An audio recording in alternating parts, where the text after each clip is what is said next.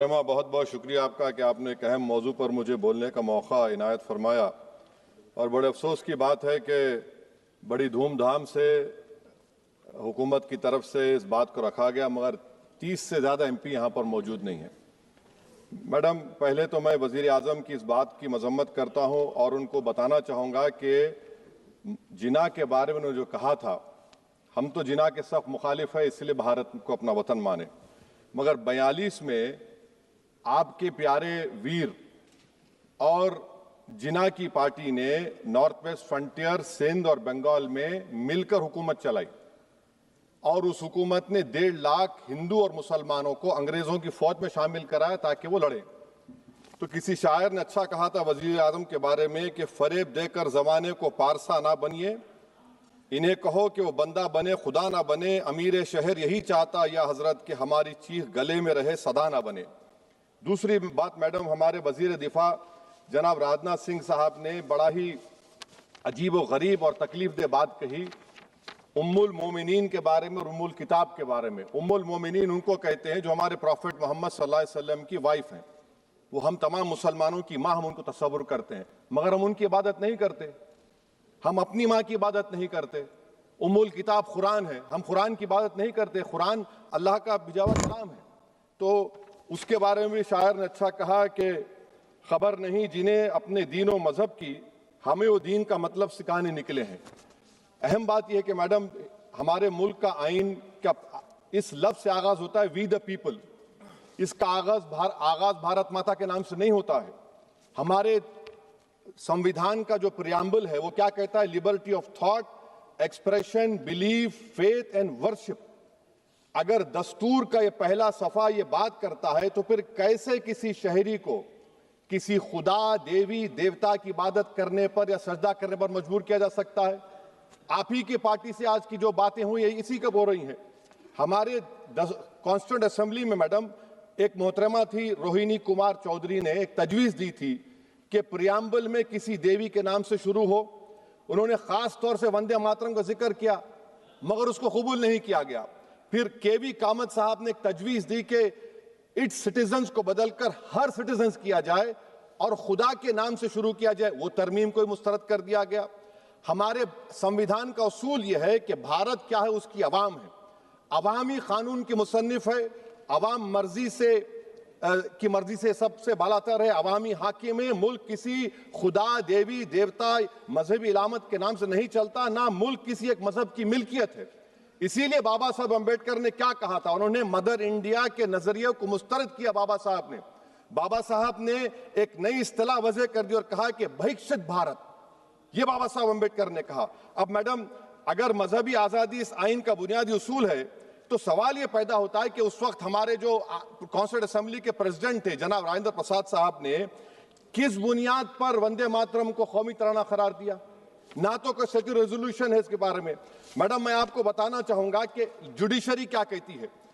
Biju Emmanuel case है 1986 का, जिसमें जिहोवा विटनेस ने कहा कि मैं नेशनल एंथम के वक्त खड़े रहूंगी, पढ़ूंगी नहीं। सुप्रीम कोर्ट ने कहा कि उसने कोई गुनाह नहीं किया। वहीं एक 2017 का केस है अश्विनी उपाध्याय का केस सुप्रीम कोर्ट का, उन्हें कहा गाइडलाइंस दिए जाएं वंदे मातरम पर, सुप्रीम कोर्ट ने नहीं कह दिया। फिर आप आ जाइए madam, prevention of insult act national 1971, इसमें नेशनल सॉन्ग नहीं है, सिर्फ नेशनल एम्बलम और आपका नेशनल एंथम है। फिर आप आ जाइए 40th अमेंडमेंट आर्टिकल 51 है, 76 में पास हुआ, उसमें भी इसका कोई जिक्र नहीं है। मैडम, मैं आपके सामने बताना चाहूंगा कि हमारा भारत एक इसका मजमुआ क्या है। इसमें हिंदू है, मुसलमान है, सिख है, ईसाई है, जैन है, एथिस्ट है, मेहनतकश है, किसान, गरीब, मजलूम और दलित है। मगर अगर जो तकारीर आज हमने यहां पर सुनी और बाहर जो सुनते हैं, अगर भारत को देवी कहने और उसके आगे सजदा करने, तो दरअसल कौम परस्ती को, वतन से मोहब्बत को मजहब में तब्दील कर रहे, और फिर यहां पर बोल रहे कि अगर भारत में रहना है तो वंदे मातरम गाना पड़ेगा। भाई, ये तो संविधान के खिलाफ है, सुप्रीम कोर्ट के जजमेंट के खिलाफ है। अगर वंदे मातरम मैडम कौमियत का मियार है तो फिर सवाल यह है कि हजरत मोहानी की कौमियत क्या थी जिसने इनकलाब जिंदाबाद का नारा दिया? अगर यूसुफ मेहरली ने quit India, Simon go back का नारा दिया तो उसकी कौमियत क्या थी? अगर हैदराबाद से मौलवी अलाउद्दीन जो मक्का मस्जिद का पहला मुजरिम है काला पानी में, और तूबेबाज खान जो मारकर लाश को लटका दिया गया था हैदराबाद में 8 दिन तक, उसकी कौमियत क्या थी? अगर इनायतुल्लाह काफी जो जिहाद का फतवा अंग्रेजों के खिलाफ दिया मुरादाबाद में, जब उनको 2 दिन में फांसी की सजा दी गई, और जब फांसी की सजा के ओर जा रहे हैं तो इनायतुल्लाह मौलाना काफी की जबान पर क्या था? वो रसूलुल्लाह हमारे प्रॉफिट की नात पढ़ रहे थे। क्या पढ़ रहे थे? कोई गुल बाकी रहेगा ना चमन रह जाएगा, पर रसूलुल्लाह का दीन हसन रह जाएगा। तो उनकी कौमियत क्या थी? माल्टा की जेल में महमूदुल हसन, हुसैन अहमद मदनी 6 महीने माल्टा की जेल की ग्राउंड में पड़े रहे, उनकी कौमियत क्या थी?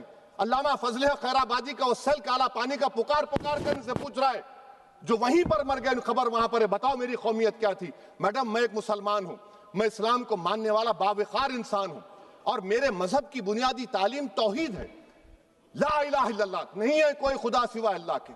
और कुरान में अल्लाह क्या बोल रहा? इय्याका नाबुदु इय्याका नस्तईन, तुम मेरी इबादत करो, मुझे मानो। मुझे कहां से मिल रहा? आर्टिकल 25 से मिल रहा है। मुझे कहां से मिल रहा है? Liberty of thought, expression, belief, faith and worship से मिल रहा है। तो इसको जोड़ना ये बहुत ही खतरनाक होगा। और हमारे प्रॉफेट मोहम्मद सल्लल्लाहु अलैहि वसल्लम जब मदीने को गए तो उन्होंने उस वतन के लिए दुआ की, कहा कि अल्लाह मदीने की मोहब्बत हमारे दिलों में और इजाफा कर दे, मक्के से ज्यादा कर दे।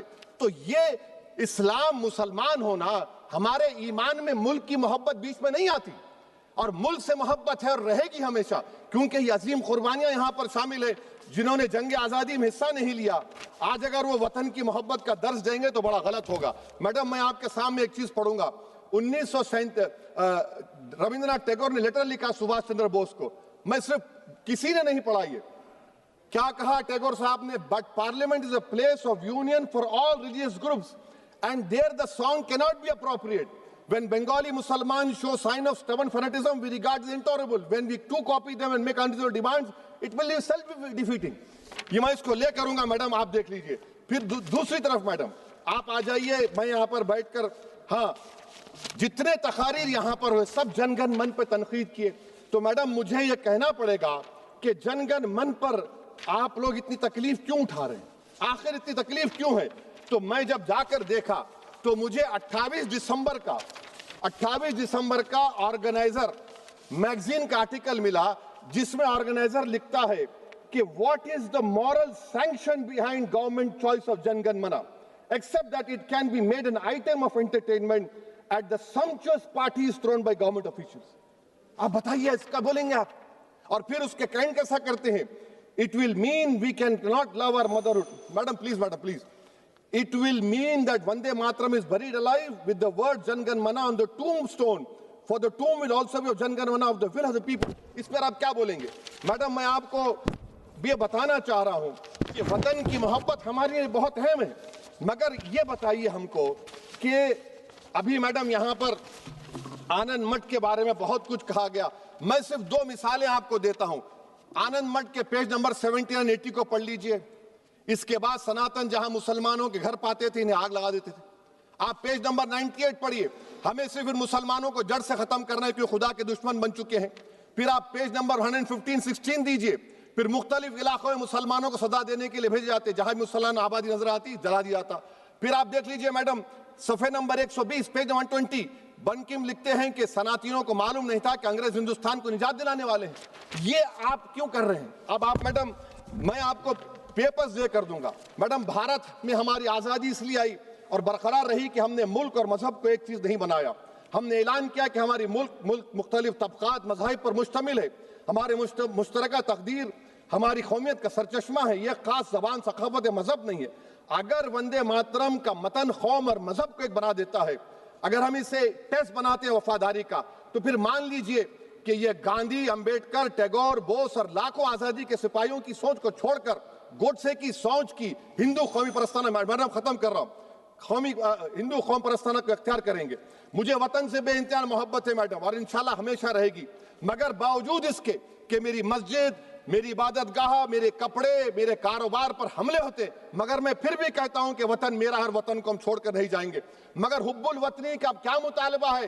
हुब्बुल वतनी ये कहता है कि वतन से मोहब्बत है तो जुल्म को खत्म करो, गरीबी को खत्म करो, बेरोजगारी को खत्म करो, जबर का खात्मा करो, अमन का गहवारा बनाओ, पाकिस्तान की दहशतगर्दी को खत्म करो, एक्सप्लॉयटेशन को रोको, शरारत को रोको, मुल्क के खिलाफ की जाने वाली साजिश खत्म करो।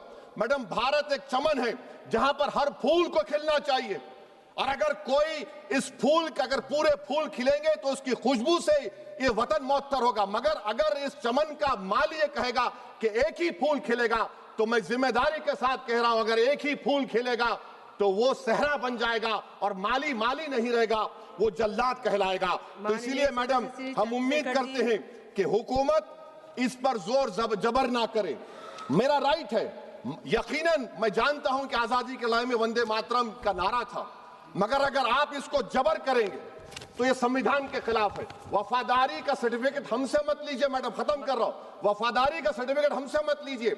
आपके बुजुर्गों के कोई एक किताब में लिख के क्या लिखा है बता दीजिए, कहां पर क्या लिखा हुआ है। तो मैं मैडम मैं इस शेर पर अपनी बात को खत्म कर रहा हूं मैडम, मैं इस शेर पर अपनी बात को खत्म कर रहा हूं मैडम, मैं अपनी बात को खत्म कर देता हूं मैडम, क्योंकि आप बहुत जल्दी में हैं। कि भारत जिंदाबाद, हिंदू मुसलमान जिंदाबाद, दलित जिंदाबाद, ईसाई जिंदाबाद, आदिवासी जिंदाबाद, जो किसी खुदा को नहीं मानते वो भी जिंदाबाद, और मैडम सब पिछड़ा सब आ गया इसमें। तो हम उम्मीद करते कि इस रूह को आप समझेंगे, अगर आप सिर्फ अपनी आइडियोलॉजी को लेकर चलेंगे। और आखिर में मैडम, जनाब बंकिम चंद्रा साहब के बारे में मैं आपके सामने डॉक्यूमेंट लेकर रहा हूं कि उन्होंने बीए का एग्जाम पास नहीं किया था, 7 मार्क्स से फेल हो गए थे, ये भी रख रहा हूं।